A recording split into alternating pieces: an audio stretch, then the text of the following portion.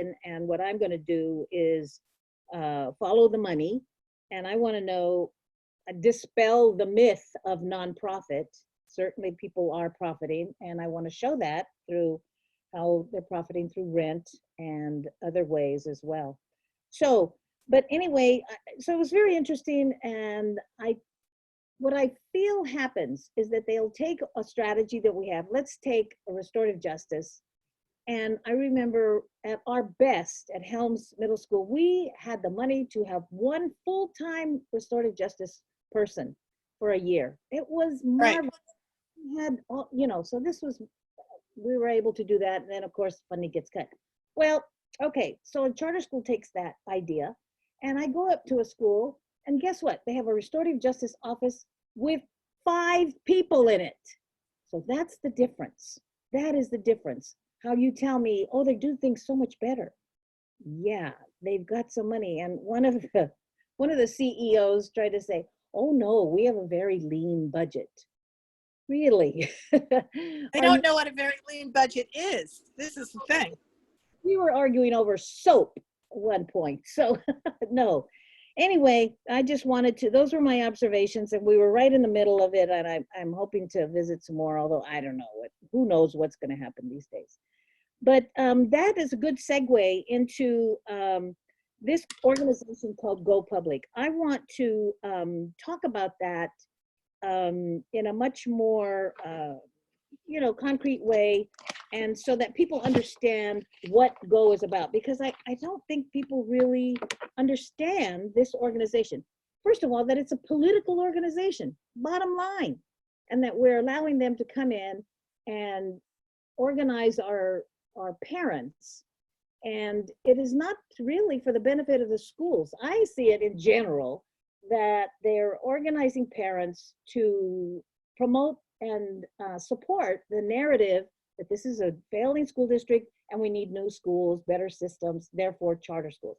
And it even says in their website that one of their goals is political campaigns, to align political candidates to pass revenue measures, that means money, to create the conditions for successful advocacy campaigns and policy implementation, so they will rubber stamp every charter school expansion, etc.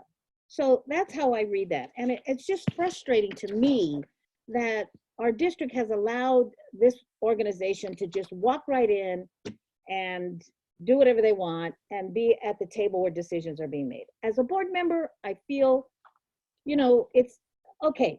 I understand. It's perfectly legal. All right? Right. My question is it ethical? And that is a conflict of interest, and that's what I'm grappling with. So that's where studies have gone so far. What do you think? Yeah, the thing is, it is a political organization, and the fact that they have a PAC, which is a political action committee, and the only purpose of a political action committee is to donate money to campaigns of people who make decisions to give you more money.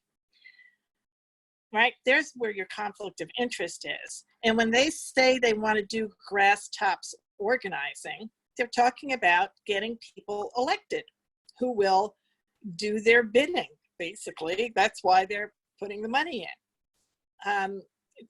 That's not, that's a simple fact, but at the same time, what they're doing is they're organizing parents and giving them a set of skills that they could also get from the PTA, they could get from many other parent groups that are around the country. They're not, just like the teaching strategies are not things they're inventing, but they're things that they're using.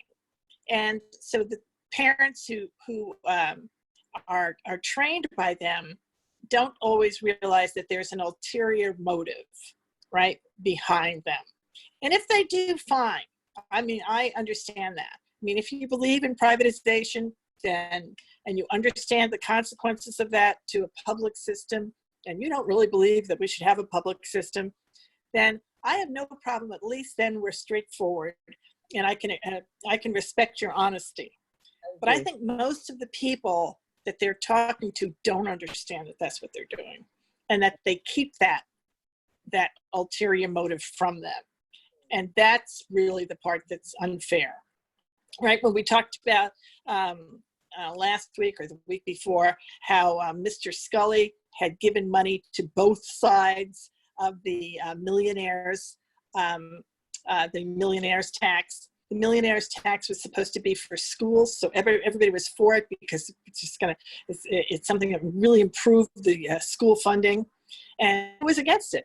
The millionaires. And so the millionaires put in all of this dark money through this very circuitous route of mechanisms to hide their money, and he was one of the largest groups among the largest contributors to the dark money. And that just showed me there's no possibility that you could think of that as being ethical. If he had flat out given them the check, then at least I would say, okay, well, you gave them the check. At the same time, you're giving a check to the other side because that's where they list you on the supporters for public school children. It's just that he didn't want to get listed on the enemies of public school children, which is where he was. Yeah. So this is the big issue with Go as well. It's a big issue. And I think this is a place where we just need to call it out. And we're not trying to say anything about the parents and the training the parents have done, but we are saying that Go does not legitimately state that they really support undermining the funding for public education. And that is what they do. No matter what they're going to tell you, that is what they do. Yeah. Yeah. You know.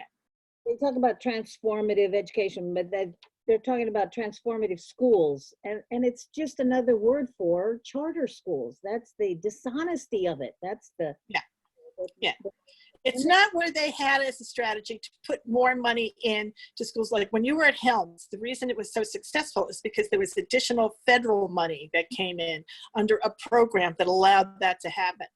So this is where you really can't depend on philanthropy, because philanthropy does not come from the common good.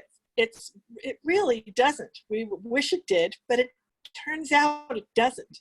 And instead, there are ulterior motives all the way along the path. For sure. There are. So I have two. Well, you want to talk some more about this, or should we wait till more information next time? More information. The bottom line is my call to action would be for the district. We as a district need to rethink this organization and look more closely at it under a microscope and really analyze what they put out and their mission, their bottom line, their goals, their ulterior motives, as you say. So that's hopefully we've opened the conversation about that. And I want to share more of it later as well. Yeah, we're not done with this conversation at all. Not at all. Go is a big topic. It's going to be on the top of my list for a while. Okay. What else? So let me speak a little bit about what's happened in the privatization world this week. Even with everything else that's gone on, there have been things that have happened, and one of them is a lawsuit that was settled in LA, where the charter school folks were trying to not have to pay property tax. And because after all, public schools don't have to pay property tax, and they felt paying property tax made them less competitive with the district schools, because they wound up with a bill the district schools don't have. And of course, that's true. And what the judge said was, that's because you're not a public school. And the way the judge framed it was that you don't have an elected body, an elected board. You don't fit under the public entities definition. And that same strategy was used in another lawsuit years ago for the Occupational Safety and Health Act, where they wanted to be excluded and treated differently there. And in fact, they were once again found to not be a public school. So legally, what they're trying to do is work it both ways, be treated as a public school and if it works to their advantage to not be treated as a public school. And you can't do that. And in fact, they're not, in the sense that they should get more public money because they are making money. And there are even people who are running nonprofits can get salaries that they pick for themselves, because that's how the law operates. And there is no way, and that's not even necessarily public information. So all of these things are fit in together, and that's what's happened recently with that. The other two things on charter schools this week, one of them is that Oakland had a meeting. The Oakland Not for Sale people were there trying to have the Oakland School Board put aside their efforts to close the new schools, and especially in the difficult times that we're in. And apparently they did not, and went ahead with a meeting that was about co-locations and divesting themselves of real estate. So that's unfortunate. The other one is in LAUSD, Alex Caputo Pearl, who is still in his term as president of the union, has not ended yet. And he gives a weekly update on what's going on during the coronavirus times to his members. And he was going into a meeting today where he was going to he's going to bargain. And the bargaining will include, one thing is paying substitutes. A whole thing they have in their contract around elevating, and I've always talked about subs. Yes. I think subs have to be treated much better than they are now. And I think this would be a perfect first step, is to just including them as part of the team. And so that's one of the things that he was talking about doing. Another thing that he's talking about is, where's the other one? He said that they've gotten contributions from a number of places, including for them, when you go to pick up food, which of course you're doing over there, they are also giving the kids toys because somebody donated a group of toys. Yeah. So Mattel, they did something with Mattel, and Mattel donated. The other thing they did was, oh, how could I have forgotten? They are asking their school board to put onto the next board agenda a moratorium on charter schools and a moratorium on co-locations. Right? They are really leaders, and it's something we can learn from. If UTLA is going to do it, if LAUSD is going to do that now in response to this crisis, there's no reason everybody shouldn't do that. We don't have time to think about this now. People are very distracted. So I think that I really commend UTLA for the work that they're doing. So that's that. The other thing that came up in the news around that is the chart. Everybody's interested in when school is going to start, right? And so right now in West Contra Costa and in the Bay Area, the date is May 4th, right? Manteca is starting on May, where is it? I think it's 15th. Yeah, May 15th. Oh. They had a special board meeting this week and they came up with the May 15th date. So I think that's important for people to know, that the May 1st date, nothing, we should all know this now, nothing is set in stone here. Things are changing all the time, but that includes the date that school starts. So we don't know how this term is going to play itself out. We just don't know. We don't know about graduations. We don't know about any of that. No. Yeah, and speaking of graduations, when I saw, I first saw the announcement about May 1st, they're going to be closed until May 1st.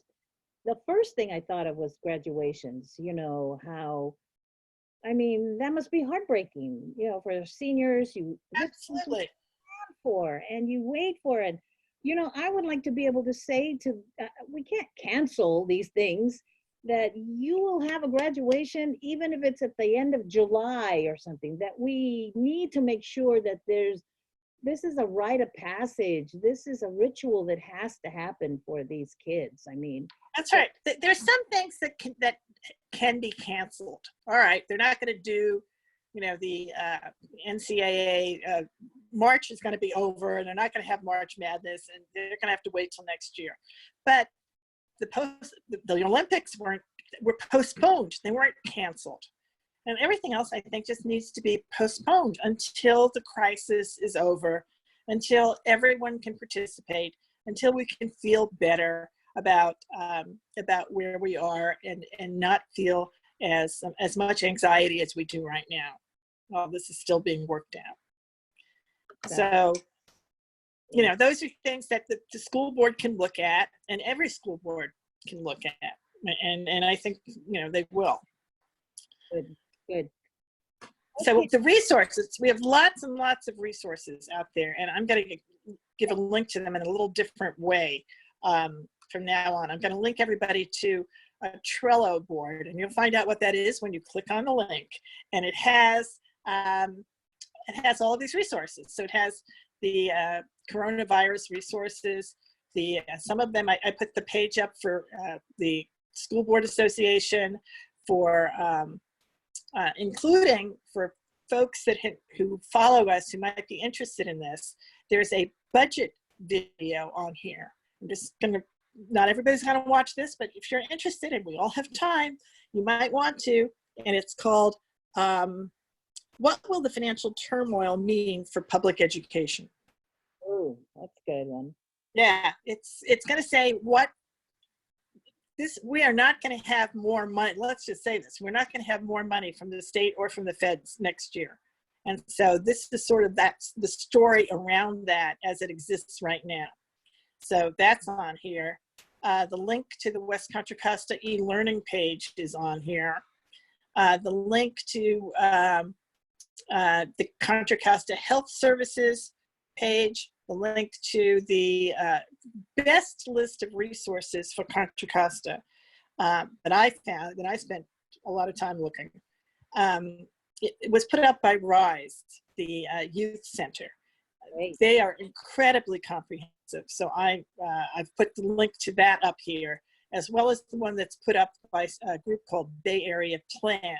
Their resources, however, are less Contra Costa focused. There's more in Alameda and San Francisco, but there's some that are the national. They have really a good list as well.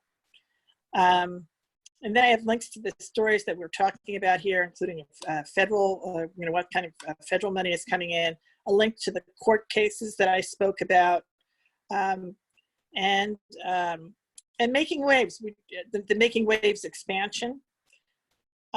Making Waves is going to be on the County of Contra Costa's agenda to add a 4th grade.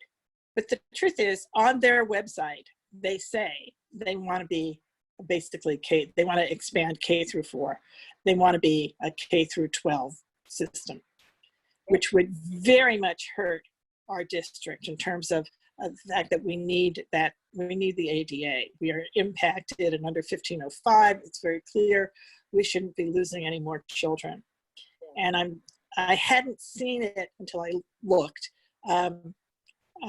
Really written and I don't believe they even said it in the documentation that they gave to the county, that their goal isn't just to do this 1 year, just do 1 year at a time, and ultimately to do another 4 years or 5 years altogether, K through 4.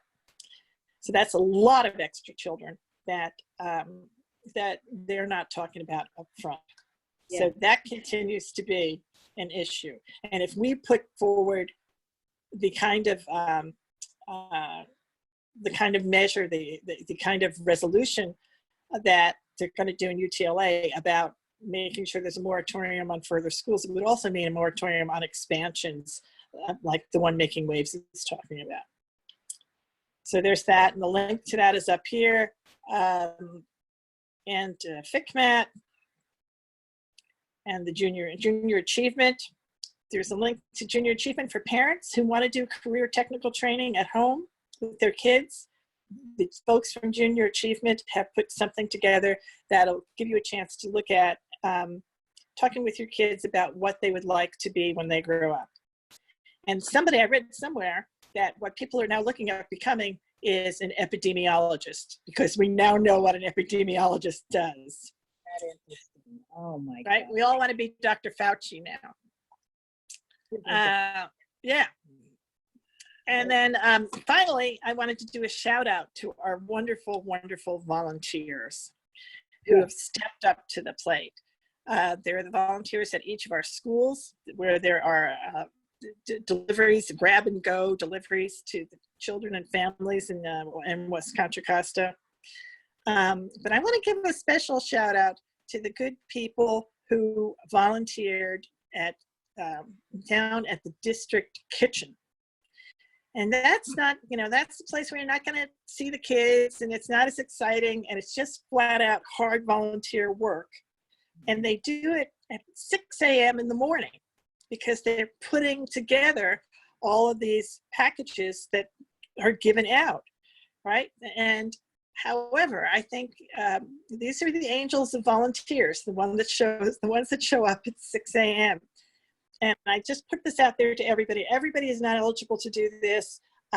You and I can't go because we're not eligible by age to go and be part of the team.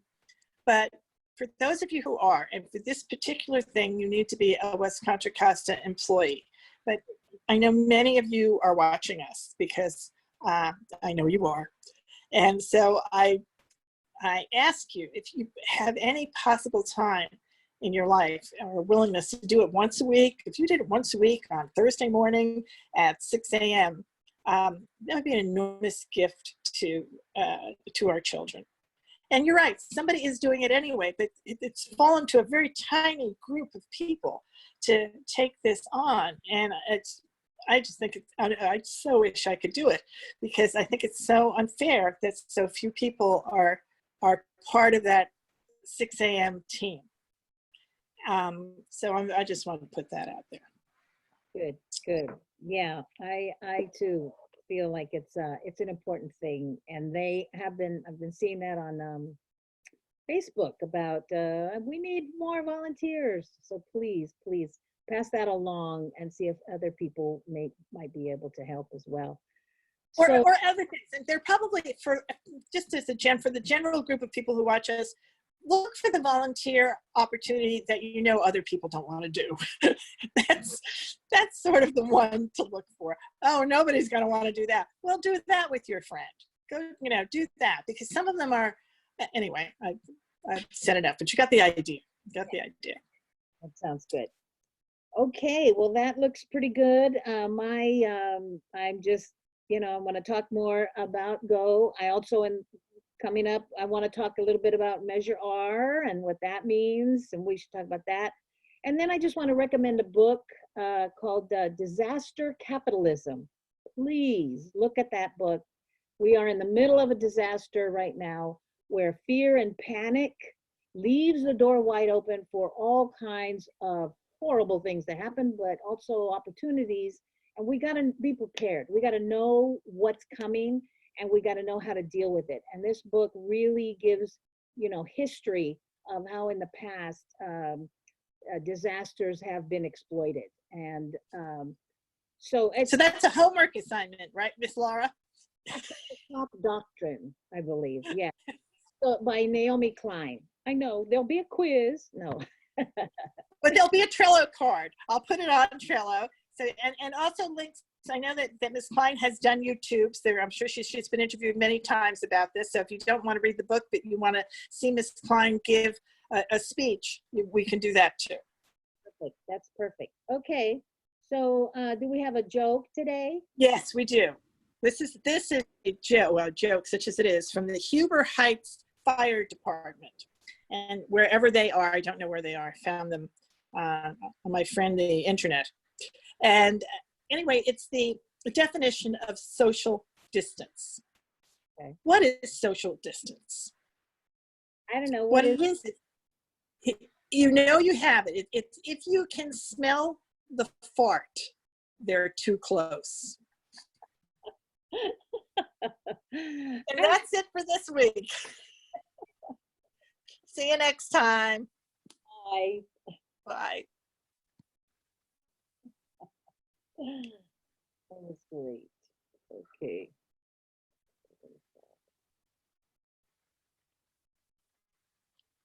All right. Oh. Oh, you're still in there? What are we doing? I was just gonna call you to talk to you for a minute. Oh, okay. Well, it's still on here. Let me see. Make sure it recorded. Oh, okay. Can I turn mine off then? Can I?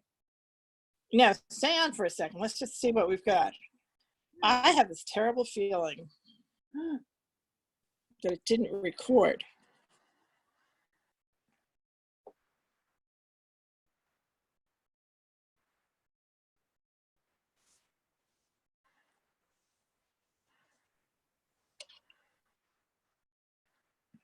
So you ready to do it again? What? I think we should. All right, let's just. I know. The whole time I kept thinking, how come? This is the first time, Willa, that we've had a rehearsal. All right, let me get this up. Let me get this up, because this.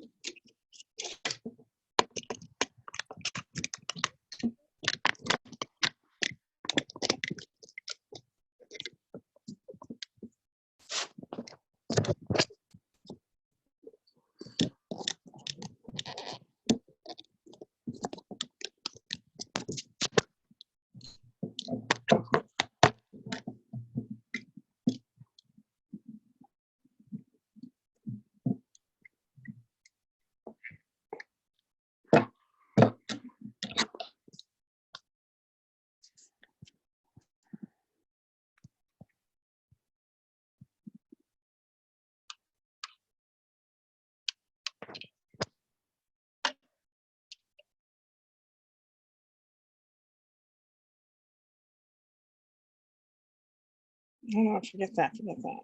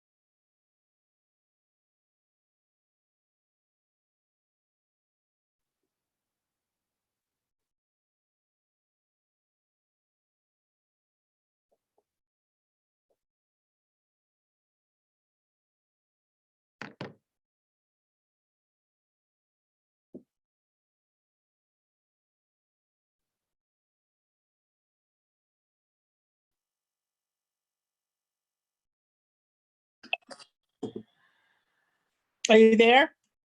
Yes, I'm All here. right. Of course you are. We're going Here. to leave this. Wait a minute. Mhm. Let's see if I can start this. Oh, we are recording now. We are absolutely recording now. Okay, Madeline, We weren't before. got a little red dot here. That says, That proves we're recording. but it's been on the whole time. You had it on the whole time? It's on the whole time on my side over here. Wasn't yours on? No, Oh, mine only came on now. So I wonder what that means. I wonder, let's just see if it thinks that it did record. maybe on my. It'll be fine, as long as it's recorded, that's all I care about. Yeah. So I would think. Let me see my account. Here it is.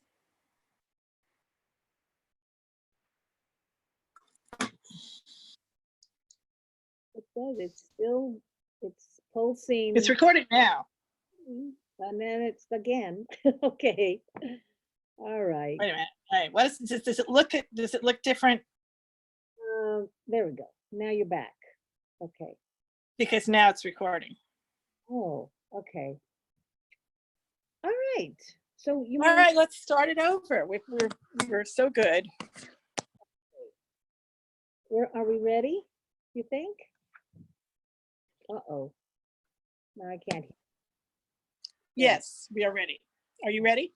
Yes, I'm ready. Yes, you are. Of course you are. Oh, okay. Let me see. Let's see what's going Let me get my stuff up again. on. Okay.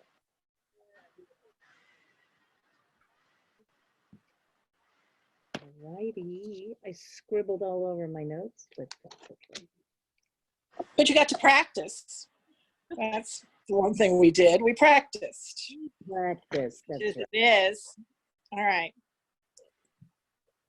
I'll let you start. Oh, okay.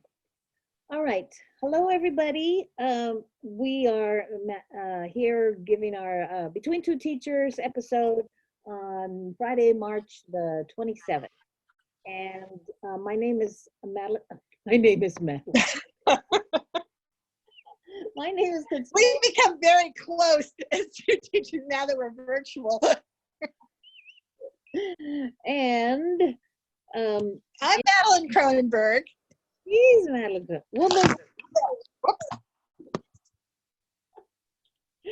Will the real Madeline Cronenberg please stand up? Okay. Exactly. And you can be Consuelo Laura. Okay, so a couple things that I want to talk about. Of course, we're in the middle of a huge global pandemic. Who would have thought we would be in this situation? It's just very surreal for all of us. And as you know, West Contra Costa Unified School District is closed, as are many schools around the world. And our superintendent, Matt Duffy, puts out daily communications and updates and resources. If you go onto the website, you can link onto it, and then you can even fill in that you want to subscribe or you want to be on that email list, and so then you will receive them automatically. So please, please check those out and follow along with the different updates.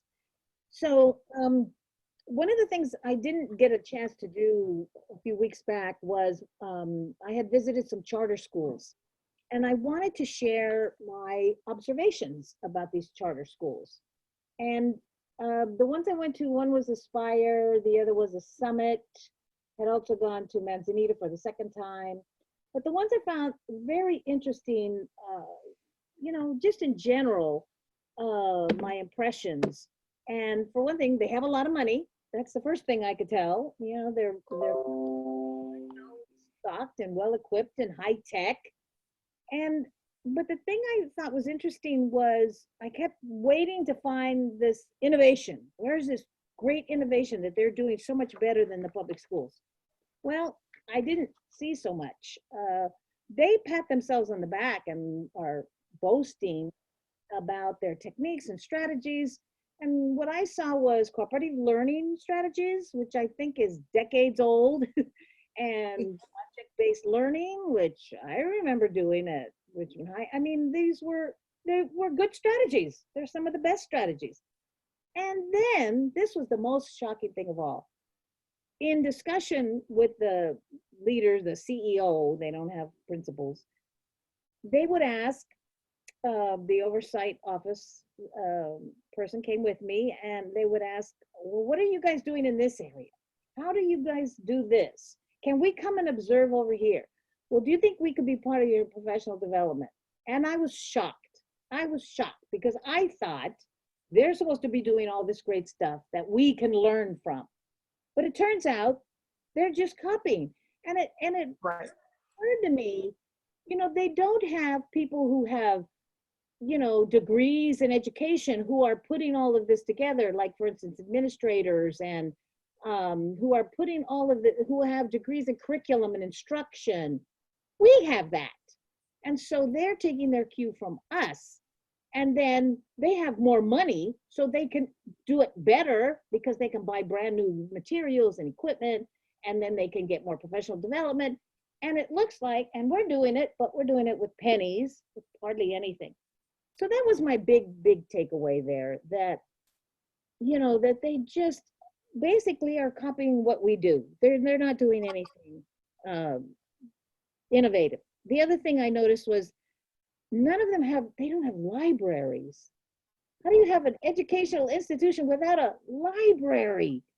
So I thought that was another thing. And there was a few That's others. their innovation. Well, they had a cart. One lady told They me, had a car. "The cart over there.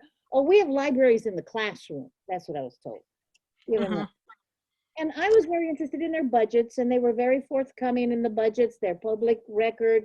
I got a link to one. Somebody gave me a copy.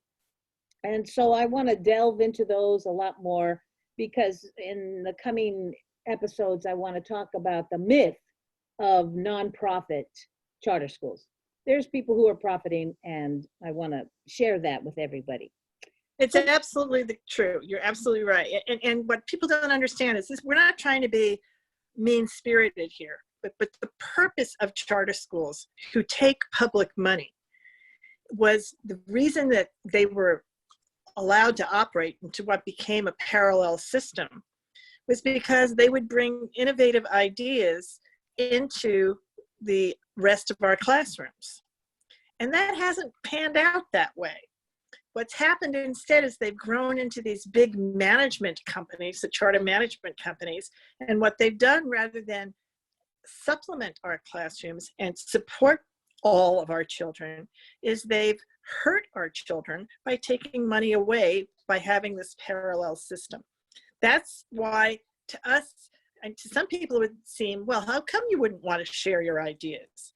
And the reason is because they are competing with us. Because of them, that we have less money, because of how the political structure has evolved in California. And that's why we did all the work we certainly talked about here, and worked really hard last year to pass the bills that do in fact put a limit on their growth in individual districts that they're driving into bankruptcy, and where they're hurting what's available to children, right? That's why we work so hard to do that. And when you go to visit the schools, you see very clearly that these great ideas, they're not there. The innovative ideas are not there. And probably in the beginning, because originally charter schools were started by teachers who had great ideas, and their ideas didn't fit within the ed code parameters. That was the thinking of starting charter schools. So it started with great ideas, and it evolved into this parallel business system. That's the long and short of it. But I'm glad we're going to get to continue to talk about your visits to charter schools and all sorts of issues around charter schools as we go forward here on our virtual Between Two Teachers. And that leads me into a discussion about an organization that's very prominent in our district, and that's called Go Public. And I've been very disturbed about what I see them doing in our district. And I can't, describe it exactly, but it seems like they really create negative energy, let's say, from when working, especially with our parents. Oh, that was another thing. I asked every single charter school, I said, does Go Public come up here and organize your parents? They didn't even know. They said, oh, I think they come and put pamphlets out. I think they never go to the charter schools. Why would they? So what I've been doing, my research on the website, on their website, everything I'm going to share with you can be verified by their website. They are a political organization. This is without a doubt a political organization. And one of the things, the major thing they want is election, to support elected officials. And it's on here, and it says, political campaigns to elect aligned political candidates and pass revenue measures. That's money, that's our budget. Revenue measures to create the conditions for successful advocacy campaigns and policy implementation. What are they going to implement? Charter schools. So they want people on the school board who are going to rubber stamp charter schools all the way across the board. And so that's the narrative that they create. But my thought is, I just don't understand this, is that that they can do this and that they come in and organize our parents and they have all of this power. And somebody said, okay, so it's not illegal, it's legal what they're doing. But it's definitely about power and the decision making that they want. So it's That's not, right. not illegal, but how about, is it ethical? And is this some kind of conflict of interest? And then the last part I wanted to share is what they do is they teach what they call their framework. They have a framework. And one of the, they give the terminology. I mean, it's a whole strategy for taking over a district, as far as I'm concerned. And part of it is strong political campaigns. And that's why you see a lot of funding going into the campaigns for the elections. And it's going to start up. We'll talk a little bit about that too. Oh, we will talk about that. And the thing that happens, I think, is that many of their activities with parents, which parents are very grateful for because they shared good parenting ideas, just like the PTA does and lots of other national parent groups and other parent groups. They're not ideas that they've invented, but they're ideas that they're presenting to parents who haven't necessarily heard them before. The problem is that they, in fact, have an ulterior motive for organizing these parents. And that's really what we're trying to say. And the PTA does not organize to support people running for election. They specifically do not do that because they are a nonpartisan group, right? Go Public specifically does do that so that they have connections, the grass top connections with decision makers, with policymakers. They get people elected who will vote to do things that will support their goals. And they don't, I believe, always make it all of their goals and their strategies clear to the people that they're bringing in. So they can be doing, on one hand, a very positive thing by supporting parent trainings on how to work with your children better, but at the same time, becoming trusted advocates for families, for families that don't realize that they have these ulterior motives. And I think that's where you get into whether or not it's an ethical practice. And the problem is it's nuanced, right? You can't just go and say, well, I hate everybody at Go. No, we're not saying that. What we're saying is, as an organization, as a strategy, they are not committed to the success of public education. And that's clear. And that's clear. And but it's only clear once you've done your homework and looked into it and seen who is benefiting from it. That's the real thing. And I wanted to mention two lawsuits that have been settled. And one is a recent lawsuit just this week where charter school operators were found to be required to pay property tax, which they didn't want to do because they were making the case that property tax It's coming 5. okay, that property tax, district schools don't pay property tax because district schools are owned by, are the property of the public. And district schools are operated by people who are elected by the public. On the other hand, charter schools are not. And the judge found that they do have to pay property tax because they are private organizations. They're not public sector organizations. Same thing had been found earlier by OSHA in a dispute around employees, the Occupational Safety and Health Act back in 2012. And just so all of you watching will know, I'm going to have a different way of giving the information that we're talking about. Everything we're talking about here is documented. We don't need to spend our time making things up. This is all documented. So I'll have links to the cases. We'll have links to the Go Public information and anything that we mention on the show from now on. And I've actually put it on a a Trello page. And you don't know what that is now because most of you have never gone to Trello, but if you click the link, you will find out, and you'll see that every episode from now on will have a Trello list that covers the material that we discussed in the episode.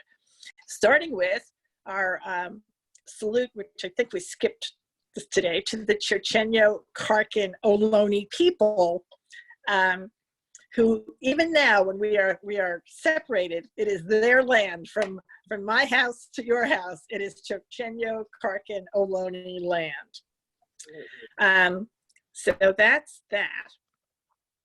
I also just wanted to say that on here, I have, you'll find a list of resource sites.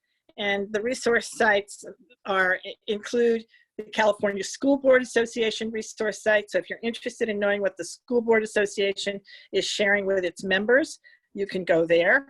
Let me see if I do this. Yeah. I've also got the information on a budget seminar about, and the budget seminar actually is about the budget issues regarding the coronavirus tragedy, crisis. Will also be a crisis in funding for education. And there's no question that that's going to happen. And this particular seminar, it goes into details about how it's going to happen. In addition, I've got a link to the West Contra Costa e-learning page, which is extraordinary, and we should send out to people, anybody interested in e-learning, you should take a look at. The Contra Costa Health Department's link, a very comprehensive list of all the resources. The two websites I found with the biggest list that really is useful to our families, I believe, come from Rise Youth Center, who did a spectacular job in putting their list out, so a big shout out to them, and Bay Area Plan, who also did a really good job in putting their list out. And so that's that. And then I've got the Court of Appeals case and the OSHA case, if you want to look at it, and the link to the page where Making Waves talks about their expansion. And there's a charter school that their expansion would be a real hit on us if the expansion went through, because so many children. And that's pretty much it. I think did we speak about LAUSD? No, I don't think you did. All right, so let's talk about them for a minute. LAUSD, Mr. Caputo, Caputo Pearl, who is the president of the union, UTLA, is meeting today with the district. And among other things, he's asking for a charter moratorium and a co-location moratorium, and that substitute teachers get paid during the length of the crisis. All things that are great ideas for every school district, I think. And they've been leaders in everything. And Mr. Caputo Pearl has his own conversation. It's a public conversation on YouTube with his members and with the public every week. And he explained how much work they're doing and how they are trying to make sure that this doesn't become a time when other people take advantage. And it's in Oakland. In Oakland right now, there was a discussion about hoping that they would put a moratorium on the school closures and co-locations. But apparently that did not happen at their last board meeting. So they're moving ahead with it. And we really need to have organizations not move ahead with it. That our agencies need to just concentrate on the disaster that we have today, and not on what's on trying to dismantle our districts even more. So there's that.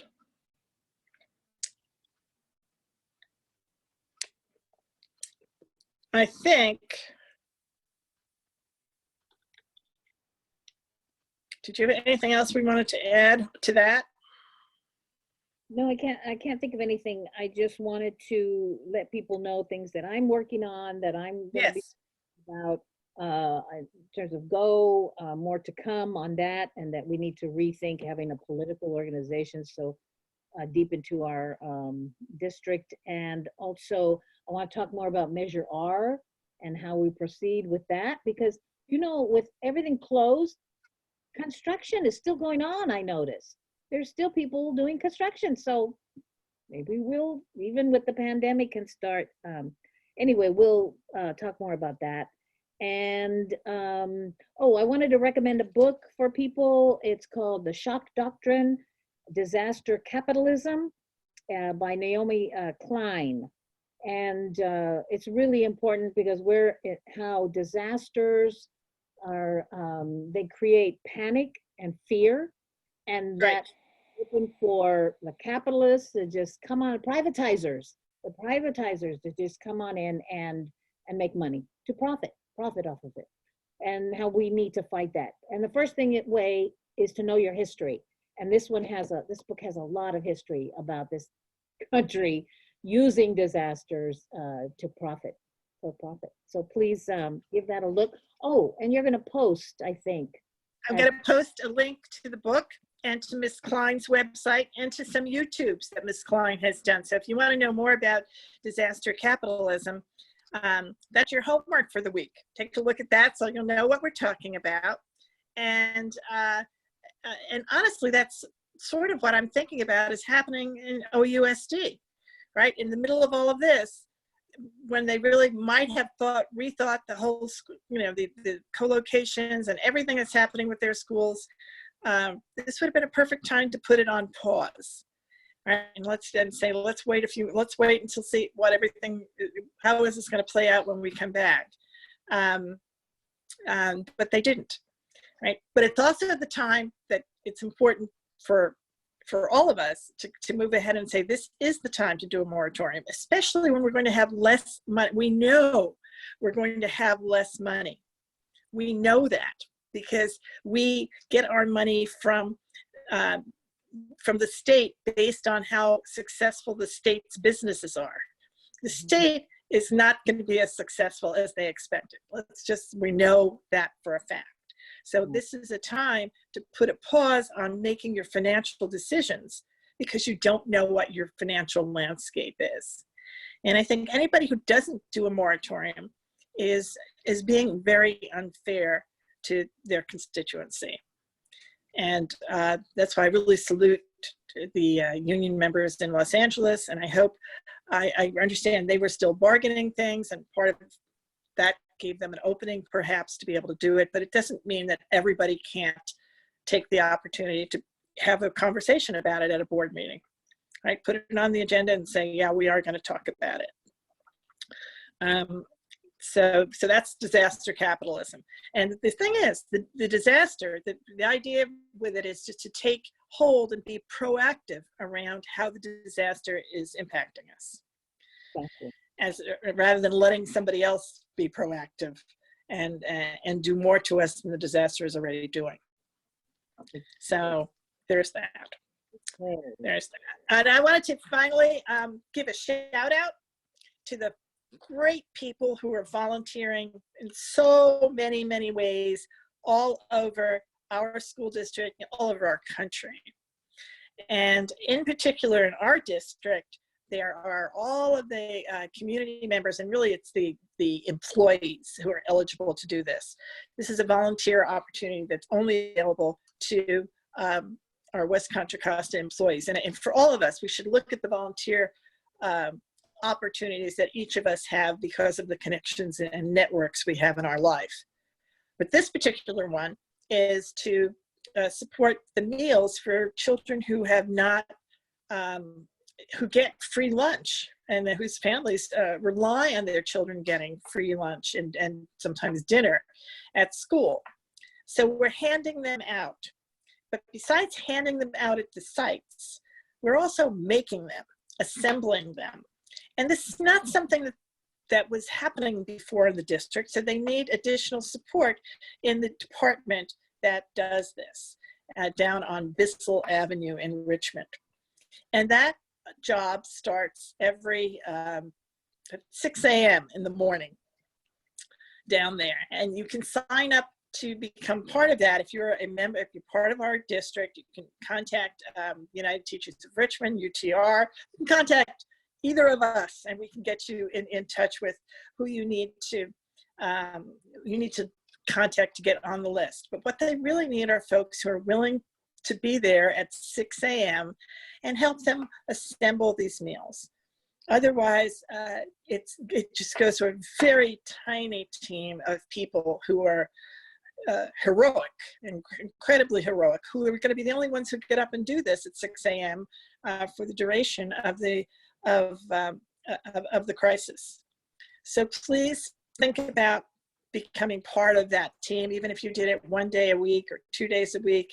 If they could just get 5 or 6 people every day to sign up, it would make a world of difference to that particular group of volunteers and to all of our children.